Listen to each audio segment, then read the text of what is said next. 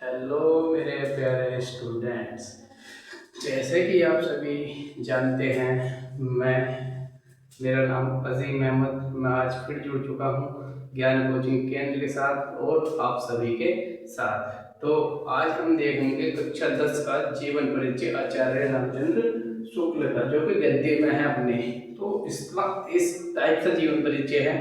अगर नंबर देने वाला तुम्हें चाहे तो पूरे के पूरे नंबर जीवन परिचय में तुमको दे सकता है, लेकिन देगा कैसे वो हम देखेंगे अपन इस वीडियो में। तो अभी तक अगर आप नए हैं हमारे चैनल पर तो चैनल को सब्सक्राइब करें, लाइक करें एंड कमेंट करें। तो चलिए देखते हैं।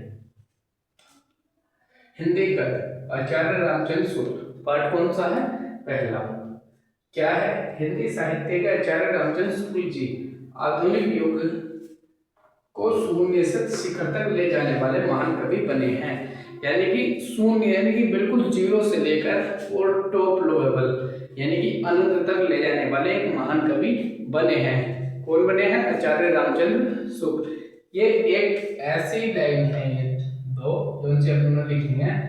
इसे पढ़ते ही तुमको तुम्हारा क्वेश्चन पेपर जीवन परिचय वाला चेक नहीं करेगा, डायरेक्ट नंबर तुमको दे देगा। लेकिन देगा कैसे? जब हम पूरे इस नंबर को लेने के लायक होंगे। तो इसका संक्षिप्त परिचय लिखना होगा अपने को। पहले क्या करना होगा? संक्षिप्त परिचय। संक्षिप्त परिचय होता क्या है, इसमें क्या लिखा जाएगा, इसलिए बच्चे बहुत परेशान रहते हैं। तो बच्चों डरने की कोई जरूरत नहीं है, क्योंकि आप मेरे साथ जुड़े हुए हो। तो संक्षिप्त परिचय। नाम आचार्य रामचंद्र शुक्ल। इधर एक समझ लो बॉक्स सा, मतलब कॉफी मिलेगी तुमको 16 पेपर की। तुम पर सबसे फर्स्ट टाइम तुम्हारे पास पेपर आवे, उसमें एक बॉक्स सा बनाकर इसे लिखकर, इस वाले लाइनों को लिखकर बॉक्स बनाकर उसके अंदर क्या लिखना है? क्या लिखना है? संक्षिप्त परिचय। संक्षिप्त परिचय में क्या क्या लिखना है? तो उसमें लिखना है नाम आचार्य रामचंद्र शुक्ल। आचार्य रामचंद्र शुक्ल, जन्म 4 अक्टूबर 1884। 4 अक्टूबर 1884। 4 अक्टूबर 1884। जन्म स्थान बस्ती जिला अगोना ग्राम, यानी कि बस्ती जिला है, अगोना ग्राम है। सही है। पिता का नाम क्या है? रामचंद्र शुक्ल। यानी कि जो आचार्य रामचंद्र शुक्ल के पिता थे उनका नाम क्या था? एक मिनट रुक जाओ।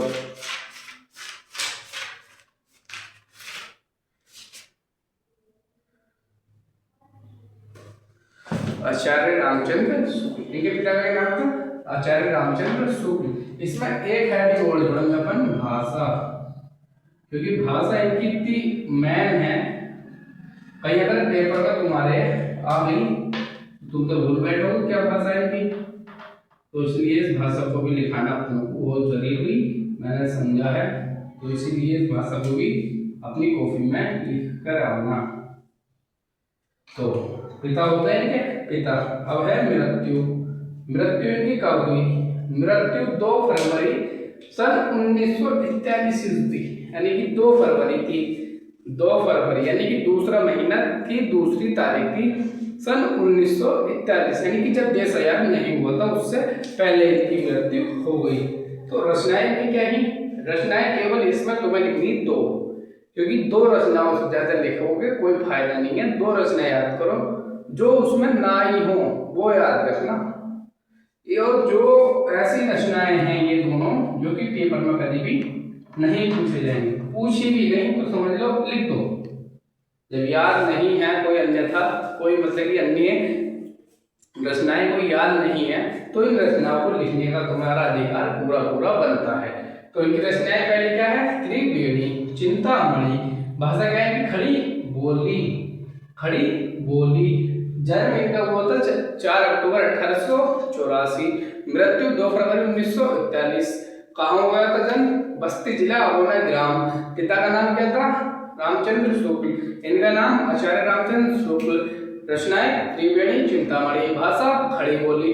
अब इनका देखेंगे जीवन परिचय। जीवन परिचय क्या होगा? आचार्य रामचंद्र शुक्ल जी का जन्म शुक्ल जी का जन्म सन 4 अक्टूबर 1884 ईस्वी को बस्ती जिला यानी कि बस्ती जिला अगोना ग्राम, अगोना नामक ग्राम में हुआ था। कौन हुआ था? बस्ती जिला अगोना नामक ग्राम में 4 अक्टूबर 1884 को। इनके पिता का नाम था इनके रामचंद्र शुक्ल था। इनके पिता का नाम रामचंद्र शुक्ल था, जो सुपरवाइजर कानूनगो थे। यानी कि इनके पिताजी एक सुपरवाइजर कानूनगो थे। शुक्ल ने हाई स्कूल की परीक्षा मिर्जापुर के मिशन स्कूल से उत्तीर्ण की। इनकी शुक्ल जी, जो आचार्य रामचंद्र शुक्ल जी थे अपने, उन्होंने मिर्जापुर यानी कि हाई स्कूल की परीक्षा मिर्जापुर जिले के मिशन स्कूल से उत्तीर्ण की। मिशन किंतु उत्तीर्ण की, खाली लिखो, किंतु गणित में कमजोर होने के कारण, यानी कि जो आचार्य रामचंद्र शुक्ल जी थे वो गणित में बहुत कमजोर थे, यानी कि डीप जिसको बोलते हैं ना डाउन, तो वो बहुत ही डाउन थे। तो डाउन मतलब कि कमजोर।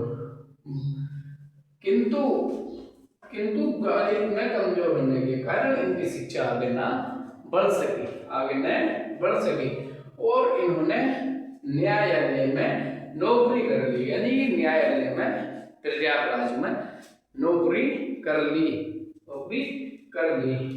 पर स्वानुकूल ना होने के कारण, यानी कि जो मन को उनका नहीं भाई, यानी कि उनको अच्छी नहीं लगी, तो उन्होंने वह भी छोड़ दी और उसके बाद एक अध्यापक बन गए। अध्यापक बनने के बाद उनको कई भाषाओं का ज्ञान हुआ और ज्ञान होते होते उनकी मृत्यु 4 अक्टूबर को 2 फरवरी सन 1943 ईस्वी को हो गई।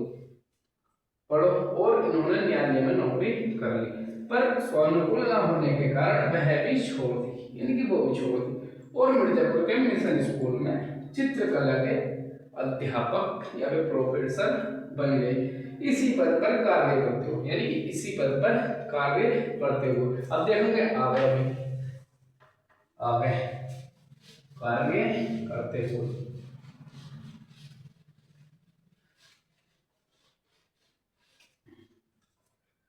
कार्य करते हुए इन्हें हिंदी,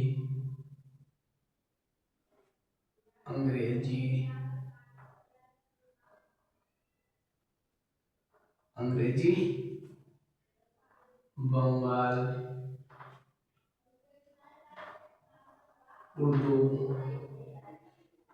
इत्यादि अधिक भाषाओं का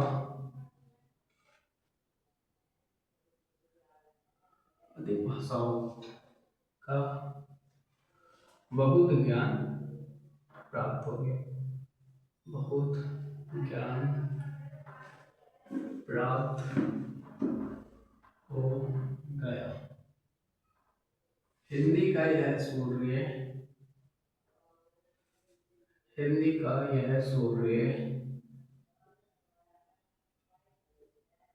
2 अक्टूबर और 2 फरवरी 1943 ईस्वी